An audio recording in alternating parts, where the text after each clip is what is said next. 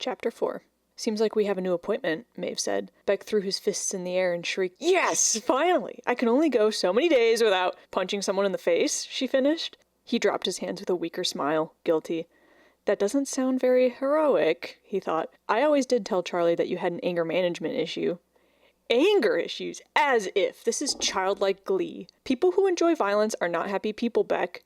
Tell that to everyone who loves John Wick. He sidled up beside her to see what alert she was sent. Maeve held her phone out to him as Beck read aloud, "Charlie commissioned guard duty for us." Well, that's no fun. It's better than nothing. He shrugged, arms flopping, and said, "I did tell him to get us another heist, but guard duty isn't a heist. That's like what lame heroes do." Maeve's voice dropped to a discreet mumble for Beck's ears only. "It's a high-profile job considering the chaos of last week. They'll be pulling out every last Croft root in this city. His power supply has got to be on everyone's radar ever since it leaked how the government confiscated it." Beck sighed, hip leant against the counter. "I just want to, I don't know, maybe I should pick up running again or something. Ever since starting the patches, I haven't been able to sit still." "Remarkable that you picked up a coffee shop as your day job. You should have put in an application at a restaurant. And leave you to run this place on your own? No thanks. You don't even... Back to work! Shoo, shoo!" He waved his arm at her as new customers arrived and their mini-team meeting was forced to close. He switched on his charming smile for the masses. Later that night, Beck, Maeve, and Charlie could be found in gear on the job. Beck paced the floor with a little jive, tossing up his arms and chanting, "Guard duty, schmard duty, duty, duty, duty, give me the booty, woo!" All the while, Charlie glared at him. Why did we have to let him on this team? Maeve jumped up and grabbed onto the door frame overhead. With nothing better to do on the supposed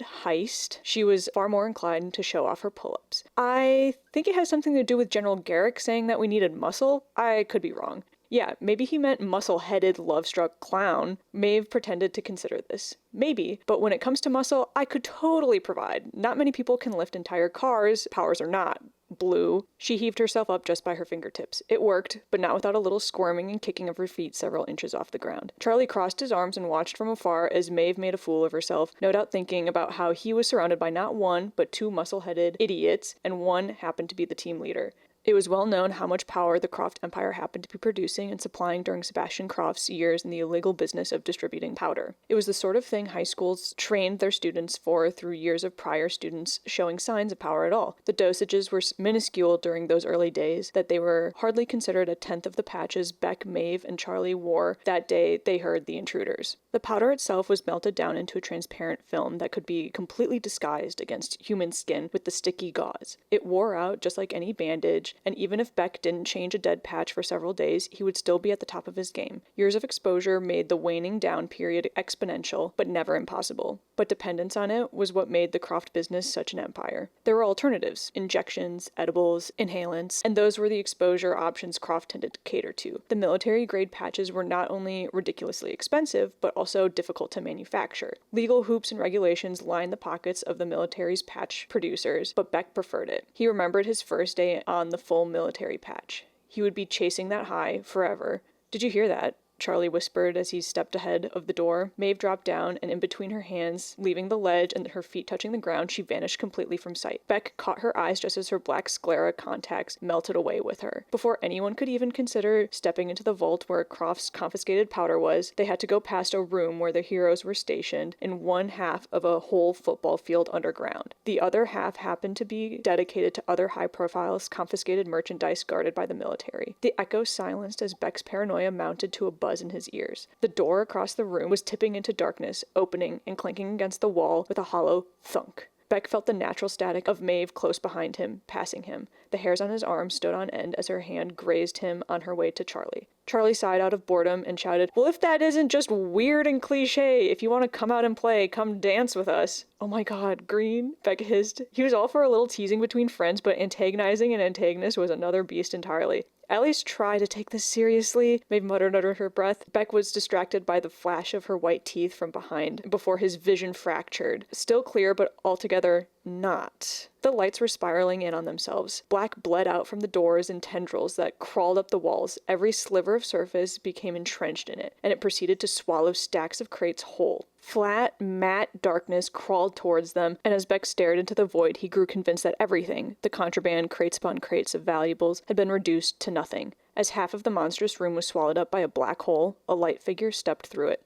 The intruder's clothes were black, but nothing compared to the profound darkness surrounding them. Beck was certain it wasn't just him who was struck by the familiarity of it, but Sebastian Croft was never one to let his shadows go like that, to consume everything in a matter of seconds. The intruder threw their arms forward. Shadows rushed in to capture every last speck of light. Beck swung out his bow, an arrow flicked out. It was too late. The ground fell away from him, and despite standing on firm ground, Beck's stomach swooped. Shadows crowded up around him, his legs, his torso, his arms. Clap! The intruder's hands slapped together, and the air solidified. Beck gasped into it, his breath escaping him and catching in the darkness that squeezed them in the strong grip of a massive, shadowy hand. Maeve cried out, her invisibility flickering off as they were welded together. Two slivers of real life cut through the darkness as it closed in on them. Shadows receded from the outer walls. In that moment, darkness became nothing more than a pliable object to the intruder, who was now strolling across the concrete floor. At their very human pace, the stadium-sized room took more than a few seconds to traverse, and in every second of it, air evaded back. He couldn't breathe until the film over his eyes broke away, his face exposed through the black wall. Beside him, Maeve gasped. Blue, can you push through? Air was her luxury, he realized, chest constricting. He heaved with the effort to catch it, swallow it, and shove. A fraction of the shadows gave, but at that point the intruder was halfway to them. With just a clench of their fist, the wall crushed the air back out of Beck's lungs. Fuck, he swore, straining with effort to push, to writhe. It wasn't just him. Charlie was choking, and Maeve was gasping as they were all crushed. His stomach, his head, kicking out his legs. This guy isn't even touching me, Beck thought in a panic as he was forced to his knees. He saw his fingertips as if through the murky, muddy deep of the Hudson. He was barely grazing the edge of the shadowy cage. The intruder's shadow fell in front of him, and someone behind said, I wouldn't get too close to them. Beck sneered up at them, only to falter. The intruder was a standing silhouette of curves cinched at the waist by a belt and harness. A high black collar disappeared under a helmet that mimicked the oblong shape of a reptilian head. Instead of scales, the surface was sleek and clean as an untouched motorcycle helmet. Archer, or rather Blue, I take it, a woman's voice said, crystal clear from inside the helmet. She tipped that helmet toward where Maeve was supposed to be. Beck swore he felt her against his side, slackening. You may be strong, the woman continued, head twisting to the side. Beck met her comment with a glare. But you can't fight something that doesn't have mass. Croft's shadow shows are nothing compared to what I can do, hero. A near indistinct choke came from Maeve before the intruder's sidekick came forward. Charlie snarled something awful at them as they grabbed Maeve by the chin and hoisted her up and out of the darkness. She wrestled her head out of their grasp and let herself flicker out of focus, dissolving back into the shadows behind her. The newcomer had a husky voice, deep but distinctly feminine. We'll grab their names from the servers they keep would-be vigilantes on. You wouldn't find anything, Charlie snarled. Catch it. This is so villain monologue, I love it. You wouldn't find anything, Charlie snarled, catching the newcomer's eye. The first of Beck's knuckles escaped the black hole. He gripped the edge of the solid black wall and heaved his hand out as if from cement goo. The woman cracked her fist across Charlie's face and hauled him out of the wall. Green! Maeve choked out as Charlie was thrown across the floor in a heap. The shadow he cast leapt up to him in an instant like ropes, pinning him to the ground with its tendrils around his neck, legs, torso. Beck swore as he shoved himself out of the wall so hard he flew several feet and tackled the helmeted intruder to the ground. He'd been a hero since he was old enough to take patches, and under normal circumstances, he might have thought twice about tackling a woman the way he did then, throwing the two of them across the room. The wall of shadows chased after him. He kicked off of cement bricks as something jerked him back. The cord on his bow seared across his chest as it was pulled back against its will. He slipped out from under it, and, hanging from the very end of it, he dropped. Green, now! Charlie was on the ground, swinging his feet and sending out a sweep of iridescent geometric lines. It lit up the dark and cut through the shadows as it had on other run-ins with Sebastian Croft. Its beams swathed Maeve as she materialized and threw herself away from the suffocating wall in fractured pixels. In an instant, the three of them were gone from thin air. Beck clasped his hand over his mouth to keep his breath from escaping and alerting the woman in the helmet. The sidekick's partial mask exposed icy eyes and a sneer for the places they once occupied. With everyone's feet moving at once, Beck and the others took their opportunity to run from the claws of the woman's shadows. Beck skidded with an internal curse. The most important piece of himself, the bow, was lying abandoned on the ground. He doubled back and felt more than heard Maeve seething at him. Charlie's green sparks dissipated by the time the intruder reached Beck's bow. Beck dove himself across the floor, too quick for Maeve to track. He materialized in a collection of bokeh pixels for the split second it took for him to swipe his bow up, launch himself off the ground, and have his foot grabbed. His entire body went dark in the bolt of the woman's shadows. A shock of green shot up from beneath them. Pipelines of Charlie's electric glow tore the shadows asunder where Beck's hand could grab hold of an arrow and notch. The cord strained and let loose before he ever hit the ground. The arrow shadow disappeared into the abyss that claimed the entire crew coming after them. But Beck saw them. Dozens, perhaps, or maybe they were shadows, too. They all seemed to carry the weight of the woman's shadows as if it was nothing, as if it hadn't just flattened Beck's lungs like dough. They melted forward as one, like they were encompassed in pure black plastic wrap. It's just the girl in the helmet, Maeve's voice drifted past him. We need to take her out. I can't fucking see! Beck started and arced his bow to activate the shield. It unfurled from the handle. A gunshot clipped the edge of it with a spark. He braced Maeve behind him before she was able to turn him invisible once more, shouting, Green, take out the firearms! On it! Bow! Beck ducked, taking Maeve with him as he slammed his shield overhead. The weight of Charlie flung off of it, soaring for the ceiling. A web of electric green unspooled from Charlie's feet. With a scream, Charlie threw his arms out. The sound of the weapon snapping and detonating in their users' hands sent a sharp, grinding echo through the room. One managed to discharge before the explosion. Warning Maeve now was pointless, but still Beck screamed for her to mask Charlie as Red popped in his own shoulder. Beck staggered, dripped, and collapsed before he could catch himself. The second he did, the second he made a sound, someone from the shadow grabbed him through Maeve's invisible film. His trail of blood on the ground had been damning enough for his cover. It was the helmeted woman pinning him down now, slamming her fist across Beck's face. A gush of warmth seeped from his nose and sent his eyes watering before he could stop her.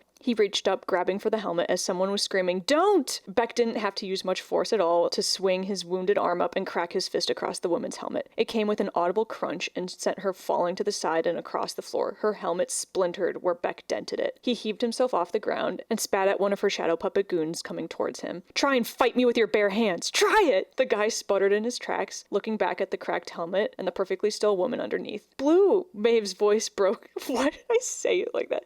Blue! Oh no! Blue! Maeve's voice broke into a scream as a crackle filled the air. It was more intense than the electrical currents Charlie sent out. Maeve's chameleon exterior shattered and sent her crumbling to the ground. Frayed edges of sharp white sparks sizzled around her before she toppled over, unconscious. Her name choked up in his throat, forcing him to stop and think rationally. He directed his attention to the woman tearing across the floor to him. It was the one who had grabbed Maeve by the face, tried to rip her disguise off. You!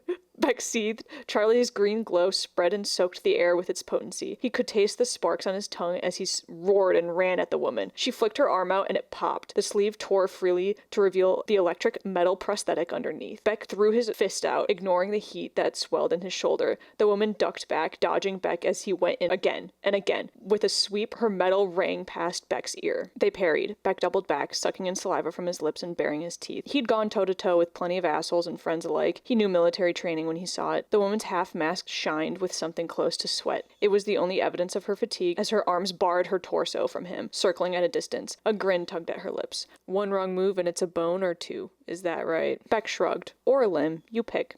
A white pulse licked up her metal arm. Steam hissed from the elbow, and her knuckles flexed in a wave of sleek panels. Beck had to admit, even if it was a show, it put him on edge. Powers were unpredictable, and he'd hate to be on the business end of one he'd never encountered.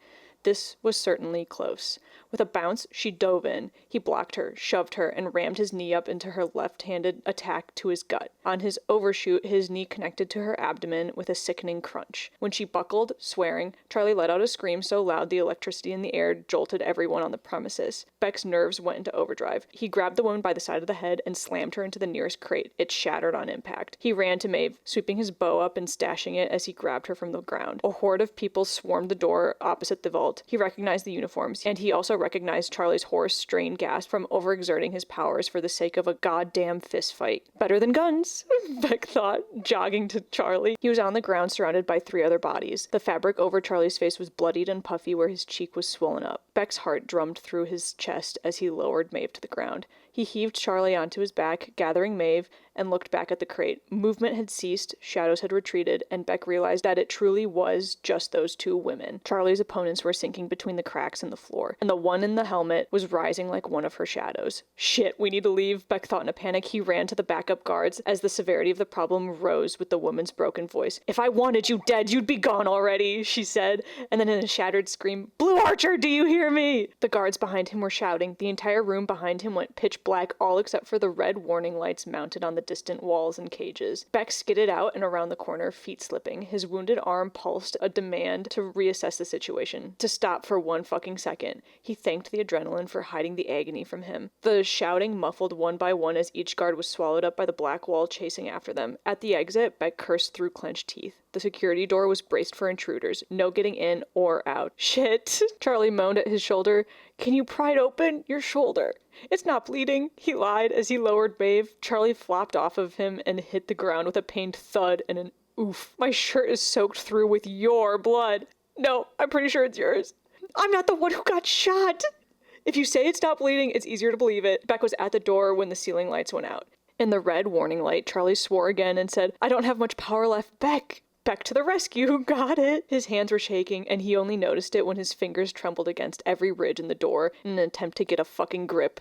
His fingers dented into the concrete, cracking it, just to find a handhold. The screams had turned to distant echoes, fading with every beat of his heart in his ears. His fingertips wrenched into the metal as if melting it. The door raised an inch with a traitorous creak. Lift with your legs! Charlie chanted in a whisper, go, go, go. If anyone can do it, Blue can do it, yada, yada, yada. This is why I'm the goddamn cheerleader and you aren't. The door slammed into the ceiling, tearing bolts out in sparks. It hung, teetering over his two raised hands as Charlie scrambled to pull Maeve through. The door was like a loose, 2-ton beam. He caught it on the drop, and Charlie shrieked, ducking. The weight hit Beck's back and shoulder, knees giving way. To make matters infinitely worse, he lost sight of his foot. And then his entire leg. Shadows were climbing up to the tune of Beck half sobbing, no, no, no. His arm threatened to go limp as it was already numb. Across the room, the woman's helmet distorted her voice, twisting it into static. Even when I let you and your little friends go, she said. Her shadows were an elephant now, thrusting its head into Beck's gut. I will find you, and I will make your life a living hell for what you've done. Green. Beck choked out, barely audible. I need you to grab me and pull. That's not gonna, I don't fucking care. Pretend it isn't, it will. Charlie's arms were around his torso in an instant, feet planted. Beck screamed as he slammed the door up with enough force to ricochet. He pried himself through the solidified shadows as if from a drying bath of concrete. He tipped over Charlie and collapsed inches from the door, denting the floor behind him. Chapter 5. Richard Thorne was famous for the work at the agency that commissioned the Blue, Green, and Purple Hero Team. Perhaps more famously, his powers were natural. Thorne didn't depend on patches or other drug methods, and while his powers were subtle and easy to overlook, they were miraculous when they showed themselves. Beck was always in awe when it occurred to him that such a famous hero was their rep in the government agency. Maeve woke up in the infirmary after being injected with power to supplement her drained patch. After that, she would make a swift recovery on her own. You said this happened after one of Croft's men electrocuted her? Thorne asked outside of Maeve's room. Yeah, the chick, she had a metal arm, Charlie explained, but from what I saw, it wasn't like my electrocution. It was definitely something beyond electricity altogether. But I felt it. It was like a shock of sorts, Beck insisted. His skin grew jittery just at the thought alone. It didn't help that his arm was now in a sling, so he couldn't shake the feeling out, like having whacked his funny bone. Is she gonna be okay? I mean, it sapped her power, but she got it back, right? She has to build it back up again. It could take a month, but we're hopeful it'll only take a week. Thorne brushed his hand over his braid to pull it over one shoulder as he added, This concerns us. Sorry, I don't know why I said it like that. Had this woman gotten to 2 or more of you, your team would be out of commission until your powers were back on stable levels. If you survived at all, I'm so sorry this happened to you all. I mean, it's not your fault, Beck said. Yikes, Charlie said, eyes wide. We'd be stuck on desk duty if that happened. Hallelujah, we survived. Beck crossed his arms with a pointed look of contempt. Charlie shrugged. Since giving their statements, Beck couldn't stop thinking about the threat of losing their powers on top of everything. Of Sebastian Croft having a secret daughter. Allegedly, Beck clarified, shaking his head. Author's note, the allegedly is in italics, so it's like in his thoughts. I don't know how better to convey that, because I can't act. So, moving on. It was the only logical conclusion. Powers were genetic. His father before him had super strength of a lower capacity, but people speculated about the generational strength factor. It could have been weaker powder, or it could mean that children inherited a higher tolerance and strength for the substance. Beck liked to think that he was made stronger by his parents' combined power. There was something wholesome about that. But there was nothing wholesome about what he, Charlie, and Maeve witnessed at the vault. How is it possible this metal arm chick's flown under the radar this whole time? Charlie demanded. And then to Thorne directly, shouldn't you have some record of powered people who worked with Croft? Or powers that I don't know, disappear other people's power supplies? Thorne gave him a dull look. We're only able to catalog powers that are witnessed. It could be that she was with Croft's daughter this whole time. His thumb itched between his brows, eyes closed. The files we recovered at Croft's death were corrupted, but even then, Croft was probably supplying her funds through other untraceable means. I would be surprised if any child of his was even registered. Beck felt himself growing cold, freezing over to avoid showing just how horrified he was. He hadn't thought there would be anything useful to him in those corrupted files Charlie found several weeks back. Charlie pursed his lips, squinting, and said, "So, anyway, are Beck and I still on for this new Mission Impossible, or—" Beck stared in exasperation. He put his good hand up. "Dude, I think it's fair to wait for Maeve's recovery." Ugh. We need her stealth to get rid of Croft's roots once and for all, and to do that, we require Maeve. So until she's ready, Thorne said, raising an eyebrow, the strategy team... My cat is blocking the screen. Mister? Yeah? The strategy team will be working on possible options to get you three on the offense for the next time Croft's daughter attacks. And what about all the power you guys had in the vault? Beck asked, his good hand balled into a fist at his side, as if getting their asses kicked wasn't bad enough. He couldn't even say, "You should see the other guy." They'd had their asses handed to them, and had nothing to show for it except bruises, a gunshot wound, and a powerless partner. Is there any way to get it back? Afraid not, which means we'll have other heroes cutting off trade routes like before. However, if this Croft knows what she's doing, everything will be upended. We'll be in the dark again. Beck dropped his eyes to the ground. Last night was such a disaster. I'm sorry. Thorne's steady, square hand fell on Beck's good shoulder and gave him a squeeze. You three did wonderfully, considering the circumstances. Any mission you come out alive in, I call a success. Charlie snorted off to the side. I'm serious. I'm surprised you all have cheated death thus far. I have incredible appreciation for the heroes in our corner, and just between the three of us, your team is my favorite. So telling Maeve he said that, Beck thought a little lighter.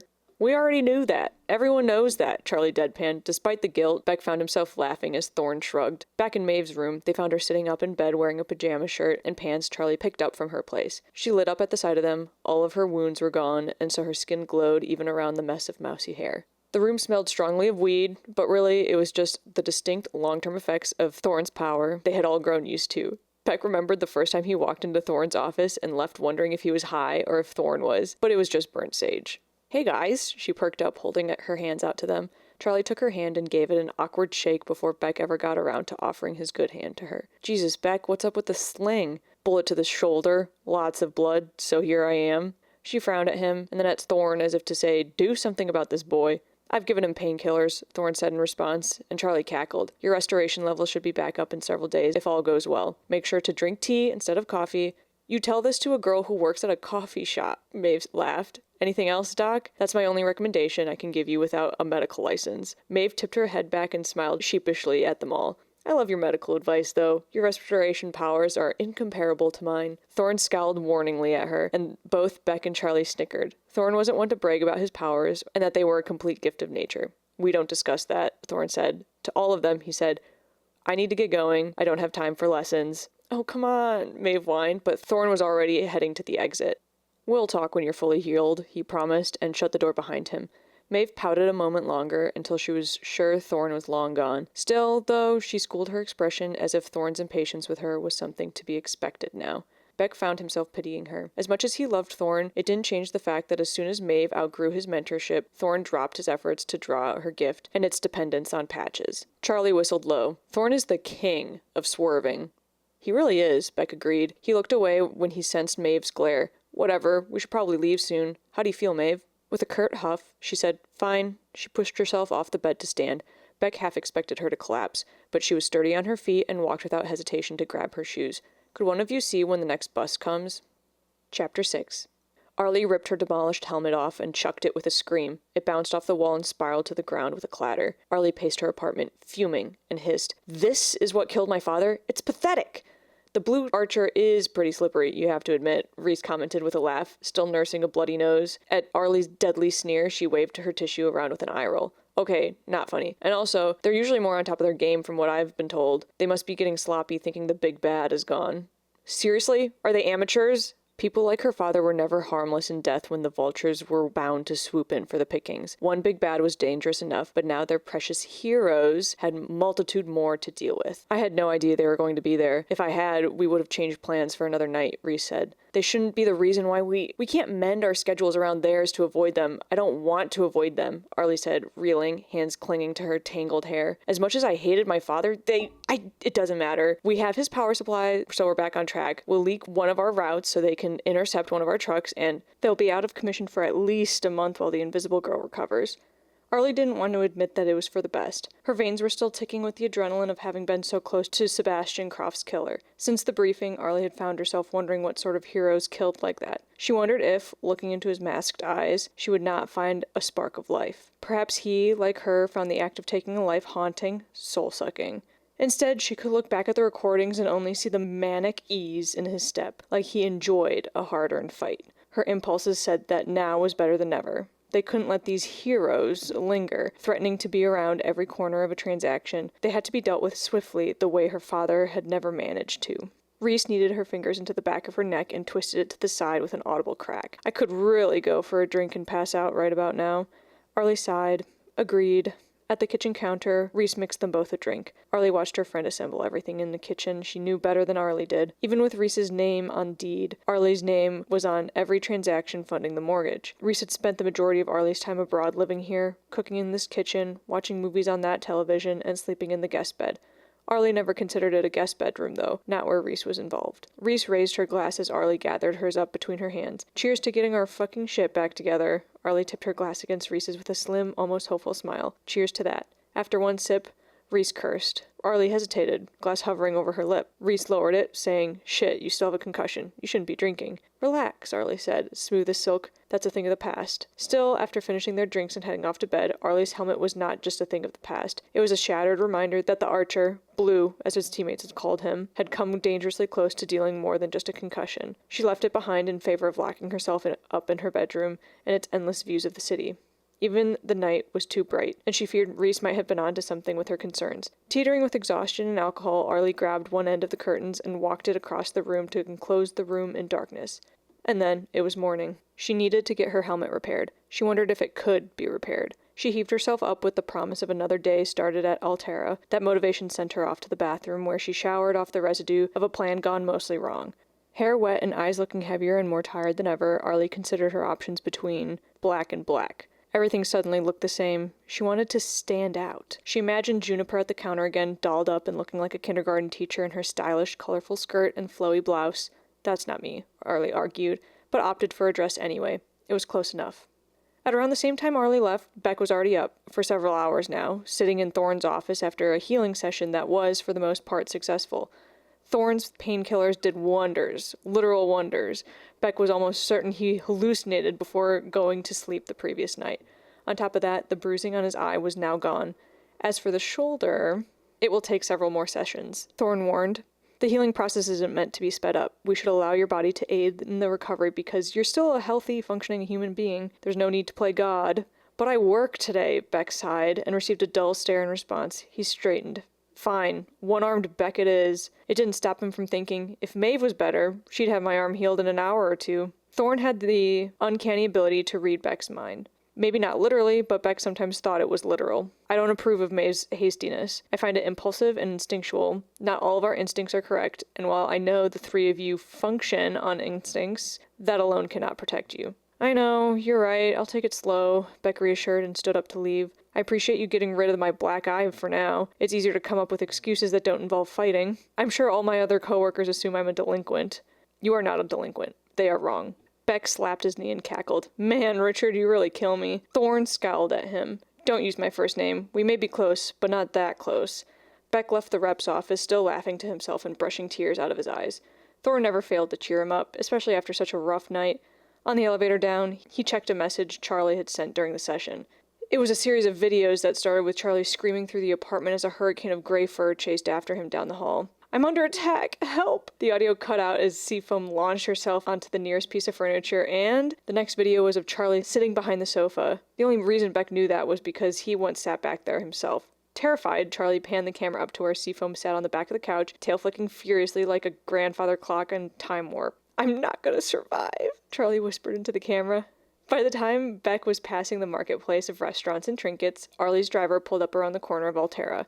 She exited down the block so as to walk along the strip of shops until the outdoor seating merged with Altera's. She was almost too distracted to notice that Beck was walking toward her. Beck was walking toward her. His arm was in a sling. Beck? She called out, hurrying down the sidewalk to catch up with him. The barista perked up, turned, and beamed at Arlie. Hey, back again, I see. I appreciate you coming by, even though our coffee sucks ass compared to France. I mean, I probably shouldn't swear. You'd be surprised, Arlie hummed, and pointed to the dilemma wrapping Beck's arm. What happened to your arm? Are you okay? Oh, this? Yeah, I'm fine. I just sprained my elbow. You sprained your elbow. She couldn't say she'd ever heard that one before. As she turned her eyes to Beck's, she found them tinged red with exhaustion, and on top of that, he wasn't wearing his usual earrings that day. I guess it's hard to put earrings in one-handed, she mused. Yeah, I was walking up the steps to my apartment while carrying a load of groceries, and I fell backward, and at least I didn't hit my head, so that counts as a win. I gotta clock in, though. I'll talk to you later. He waved it with his good arm as he headed down the alley to the back door.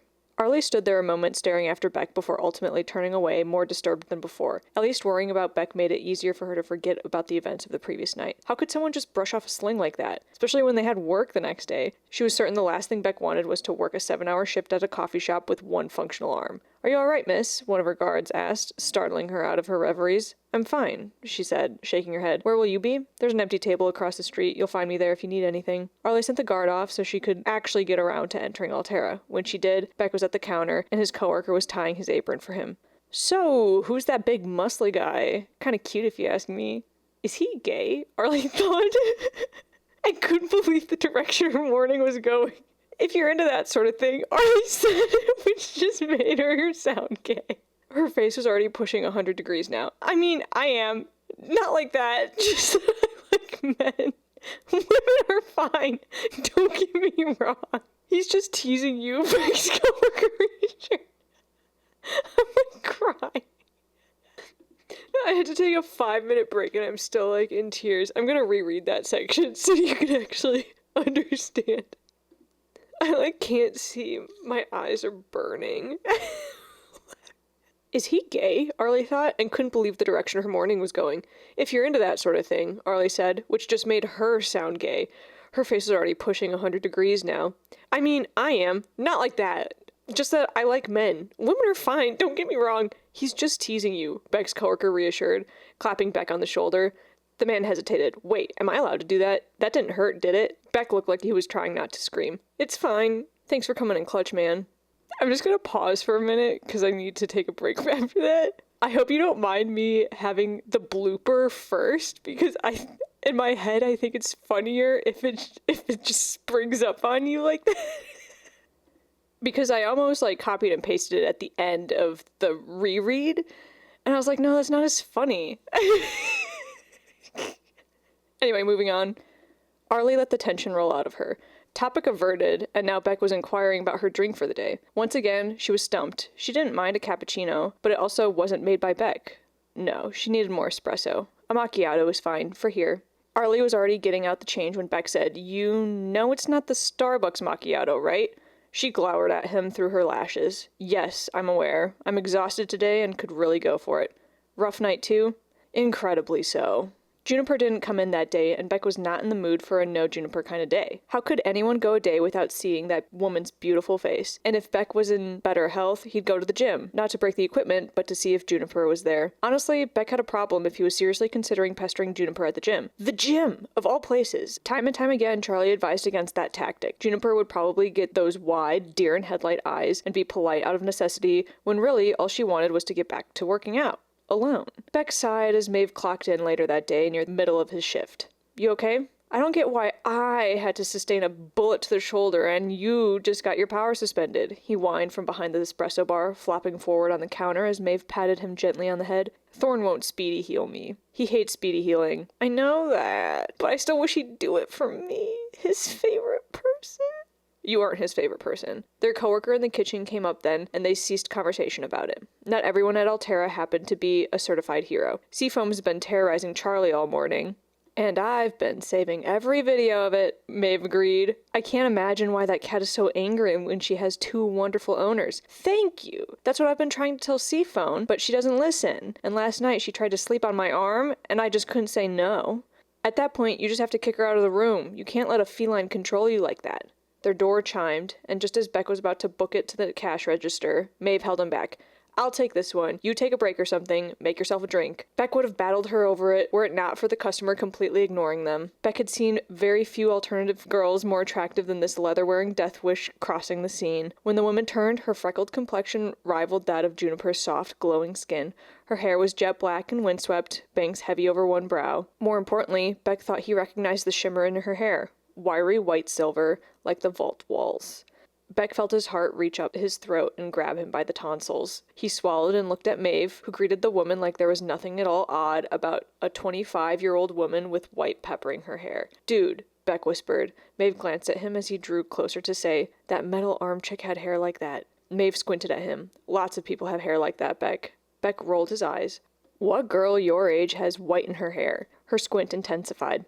I have white in my hair, Beck. Now Beck was beside himself searching. Really? Where? I get it colored, dumbass. What? No, you could be a silver fox. Ow! Hey! Arlie was standing up from her table when Beck observed. Arlie had an adorable smile for someone with potentially questionable friends that may or may not have looked like the evil lady that shot him the night before, and as Arlie hugged this stranger, Beck found his eyebrows raising at the thought that popped into his head. Hot people are always friends. But then it was promptly followed by, stop assuming two hot chicks are friends. They're probably dating. Just two girls being guys. Wait, that's not how the saying goes. Arlie followed the woman up to the counter where Maeve put on a dazzling, completely normal smile. Beck was certain their coworker thought the worst of him at this point. Beck had been checking out the new customer since she had set foot in the building. As Maeve greeted her again, Arlie meandered over to where Beck was hiding behind the espresso machine.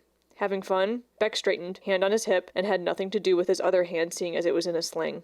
Totally, he said, with a breathless laugh. He glanced at Maeve again, who was doing the most bizarre thing Beck had ever seen her do. She was twirling her hair. Beck nodded over to the newcomer and said, Who's your friend? My cousin, sort of. Not biologically or anything. We just grew up together, is what I mean, and I should probably stop rambling. Beck beamed. Cool. Not dating. And then, thinking, why am I concerned about that? She can be gay if she wants to be. It's cool. I ramble all the time. Arlie glanced away, still smiling enough to show her pointed canines. Yeah, I can tell. And now Beck was smiling enough to show his dimples off. Is that supposed to be a dig, Miss Arlie? Now Arlie's smile was gone. Don't call me miss. I'm not that proper. At the counter, Maeve was asking, Can I get your name for the order? Reese, the woman said. You didn't take my name today, Arlie commented, drawing Beck back. Beck waved his hand. We don't usually tag names, actually. Maeve just has a thing for alt chicks. Ah, Arlie hummed. So, what's that say about you taking my name? Beck was digging himself a hole and he knew it. I'm a shameless flirt. Aha, she hummed, more sinister than before. Well, I have a thing for guys who wear earrings, and I have no clue where his ears went. Beck squeaked, covered his ears, brain spinning. He had no reason to be embarrassed about it. It wasn't like not wearing earrings meant that he was suddenly naked. The way she said it, though, it made him feel entirely exposed. Arlie stepped away, laughing, saying, Bye, Beck, I'll see you around. Beck was still recovering by the time Reese walked away from the register, and Maeve bolted at him with an empty cup in her hand, squeaking, Did you see her? Do you think I was too forward? I've never flirted with customers before, so I just channeled your energy. You literally killed her. She's deceased. She needs to be revived with mouth-to-mouth ASAP. Beck teased, hand still over his mouth now, as if in horror. Maeve ducked behind the espresso machine to do a little victory jig before the flips switched. She straightened and was at once totally normal. She glowered at Beck, and then glowering at their coworker in the kitchen. Neither of you saw that. Their coworker saluted Maeve through the kitchen window. Beck couldn't ignore how Maeve smiled giddily to herself as she made Reese's latte with a white foam heart. To Beck, she said in earnest, sometimes latte art is the way to a person's heart. He was still cackling when Reese came to fetch the drink and take it to Arlie's table. With her back turned, Beck and Maeve watched the focused way Reese looked down at her mug, and then how she tucked her hair behind her ear. Beck swore her ear was pink. He caught Arlie looking at them and hiding a grin behind her mug. Maeve's Beck-inspired flirting was so successful that before Arlie and Reese left, Reese stopped at the counter and slipped her empty mug in front of him. Tell Maeve I say thanks, she said. When she turned away, Beck stared after her and blindly lifted the mug. Sure enough, Reese's number was left under it. Later, to Maeve, he delivered the good news with an added, "Atta girl," which, after Maeve punched him in his good arm, she may have rendered it no longer good. That concludes this bootlegged audiobook of chapters 4 through 6. And it was a way longer recording session. I did it over the course of several days, and I don't know how long this bootlegged podcast follow-up is gonna be because of that. I would like to keep them around the same length, which is I think 40 minutes.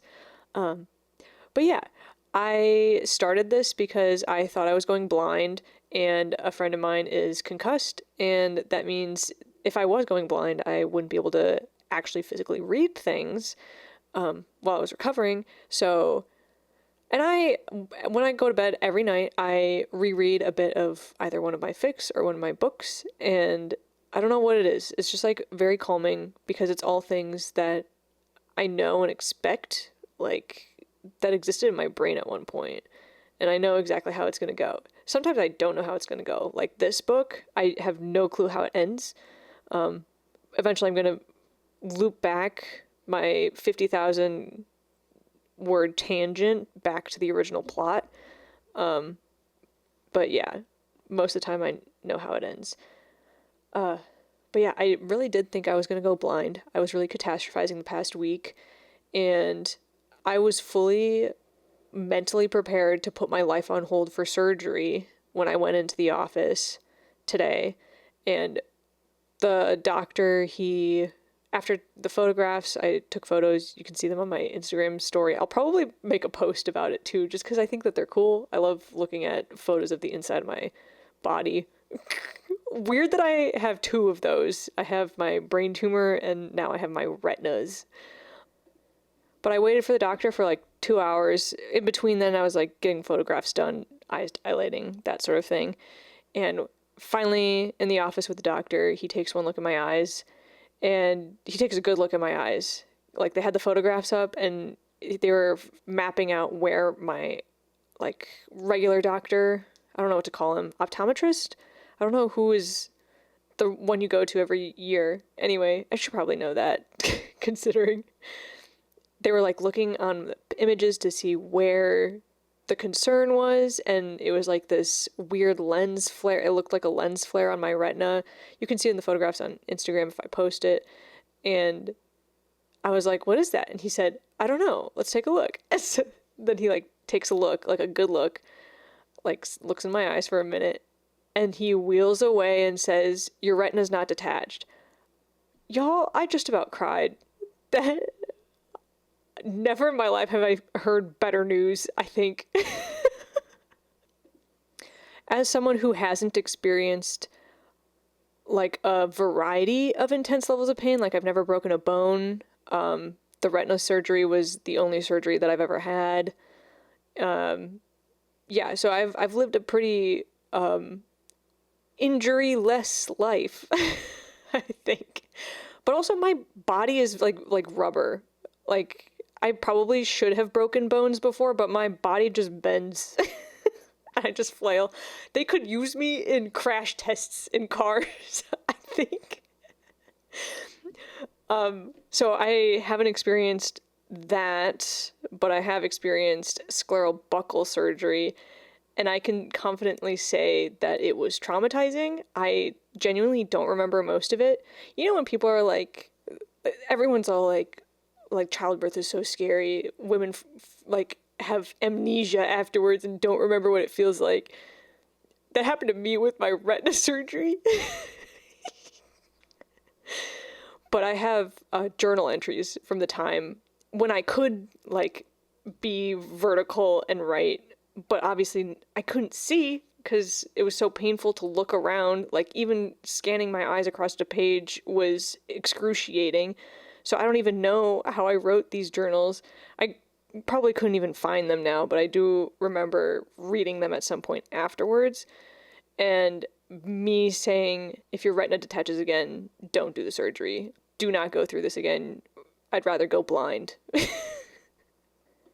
And if you don't know what a retina detachment is, it's a tear on the retina where the retina is like pulling away from the wall. So think of your retina as a wallpaper, and it's just peeling, essentially. And so usually gravity is working against you. And so it's a sudden curtain that falls over your eyes, like vision. Everything goes black. As soon as the tear crosses your optic nerve, there's no recovering your vision. And so if I were to detach a retina again and be unable to have surgery, eventually that tear would fall over my optic nerve and I would go permanently blind. And so, yeah, so it really is surgery or go blind if in that instance. And you'll if you like look it up, it's considered like a very emergency surgery situation sometimes. Like, go team, go, go, go. It's happening now. Because it does work so fast. Usually it is a curtain that just suddenly falls, like within seconds. Or, in my case, over the course of 11 months. But in this instance, I didn't see anything different with my vision. My doctor, my usual doctor, thought it looked like there was a bubble on my retina, not a tear, just a bubble. And he called it like a fluid bubble, or like a liquid bubble. And so I was doing research, obviously, and I was hoping for a retina blister. I don't know too much about retina blisters, but I do know that you don't need surgery to repair them.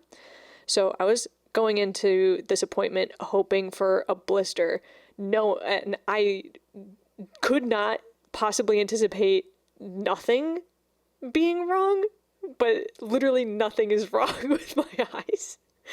So I was like, I'm either going to come out of this with medication or I'm going to come out of this with surgery, and I'm going to have to put all of my work on hold. I'm going to have to like contact all of my coworkers and be like, sorry, y'all, you all got to do my work for the next 3-4 weeks, because recovery is 2 weeks, but it still hurts to move your eyes around. And so to be at like sitting at a desk in front of a computer 3 weeks in would be horrendous. So I probably wouldn't be able to work for 4 or maybe 5 weeks, to be honest, just based off of what I remember, which isn't much because I don't remember the full recovery. And so you can find me on myopia forum on Reddit, because I made a post wondering if it's possible to recover alone, because I was a kid when I went through that first surgery.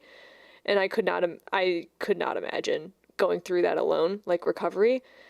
And you are required to have someone with you for the first 48 to 72 hours. And people in the myopia forum were like, yeah, you can go through it and alone after the first 72 hours. That was a weird sound from my cat. Mister? That was a good meow, mister. Anyway, the past week was the longest week of my life, I feel like. It felt like the longest week of my life. Every day dragged. I just thought about my retina constantly. You can probably feel that in the vibes of my Instagram stories. I was waking up in the middle of the night, sweating buckets, just thinking about it. And there's nothing you can do to stop it, is the thing. There's no lifestyle changes that would make sense in a scenario like that. So I was like a sitting duck for a week, just thinking about how my retina was probably peeling away from the walls of my eyes, and there was nothing I could do to stop it. Upon hearing about my retina detachment scare, someone I know informed me of something that has become a new fear of mine, which is latticed degeneration. Do yourself a favor and don't look it up. I'm going to explain it to you, which is objectively worse than if you were to look it up, because it was described to me as thus. If you like picture tights, like nylon or pantyhose, and you get a rip in them and it just like threads, that's what happens to your retina if it's latticing. That is like horrific. I'm leaving.